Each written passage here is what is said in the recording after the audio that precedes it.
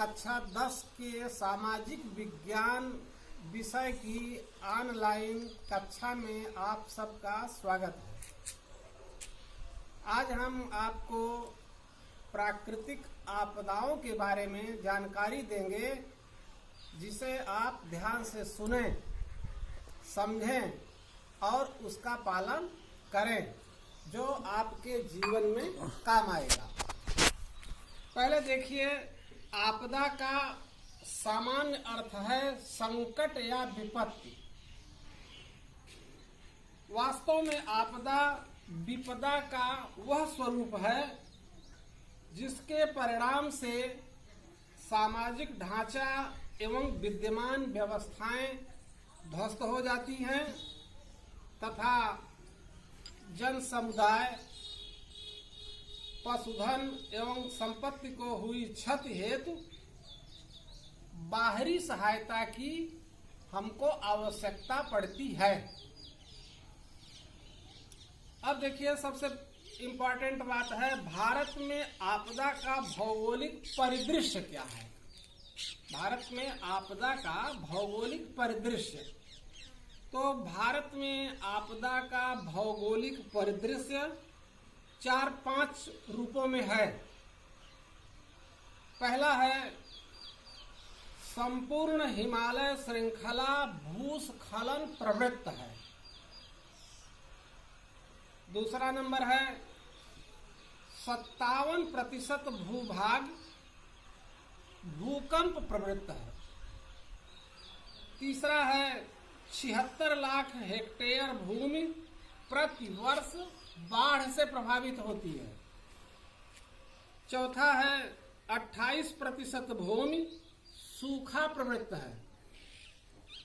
पांचवा है, प्रति वर्ष औसतन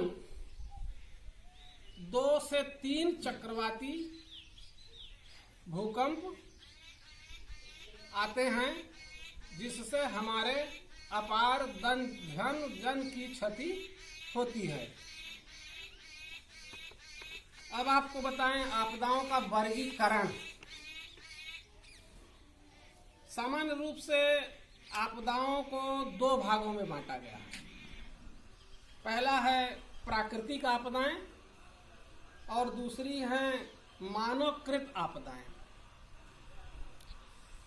तो प्राकृतिक आपदाओं में देखिए, भूस्खलन है, भूकंप है, बाढ़ है, सूखा है, बादल का फटना है, चक्रवाती तूफान है और समुद्री लहरें इत्यादि। मानवकृत आपदाएं होती हैं, जैसे आग लग गई, दुर्घटनाएं हो जाती हैं, आतंकवाद शुरू हो जाता है, लोग एक दूसरे को मारना पीटना शुरू करते हैं, अनावश्यक परेशानी में डालते हैं, रासायनिक एवं औद्योगिक दुर्घटनाएं होती हैं तथा महामारियां आती हैं। ये सब मानवकृत आपदाएं हैं। अगला अब आपको देखना है, आपदा के लिए एक प्रबंधन बना हुआ है। आपदा प्रबंधन क्या है? आपदा की रोकथाम एवं प्रभाव को कम करने के लिए प्रयास, निपटने की तैयारी, बचाव, राहत व पुनर्वास के सम्मिलित एवं नियोजित उपाय को आपदा प्रबंधन कहते हैं। अब इसी श्रेणी में देखिए कि जैसे हम आपको अभी बताए ना कि भूस्खलन। भूस्खलन क्या है? यह एक प्रकार की प्राकृतिक आपदा है।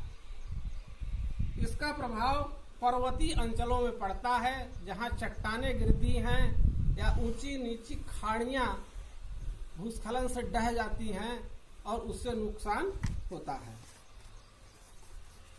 आगे आपको बताते हैं भूकंप। भूकंप से जन धन की हानि होती है।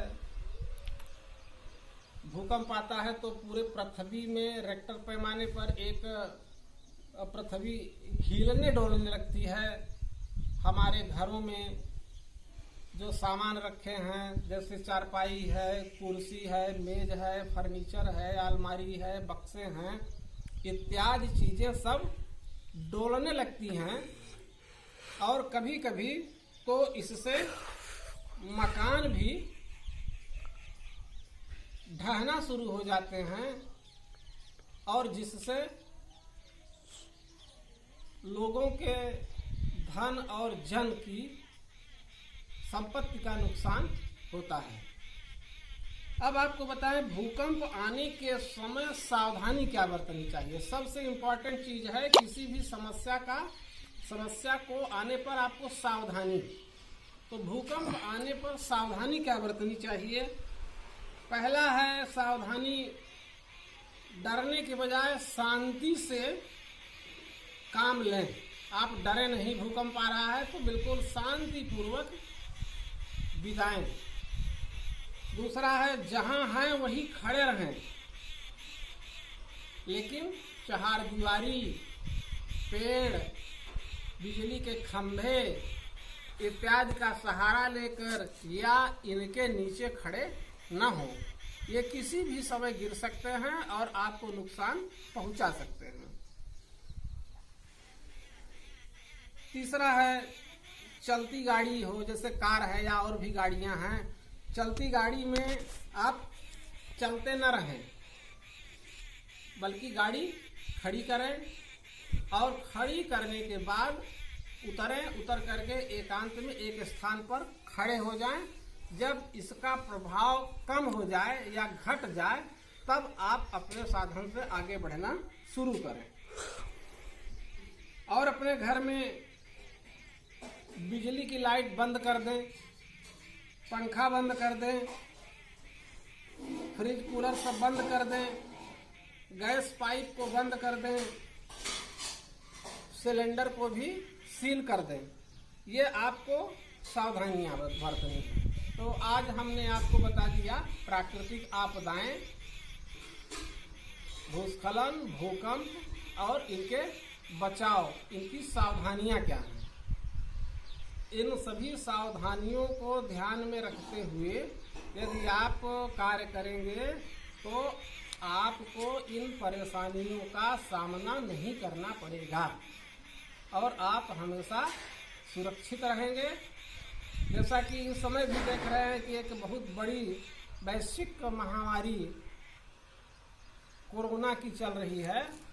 इस महामारी को भी दूर करने के लिए, इस महामारी से निजात पाने के लिए हमको केवल अपने घरों में रहना है और कहीं किसी के यहाँ आना जाना नहीं है।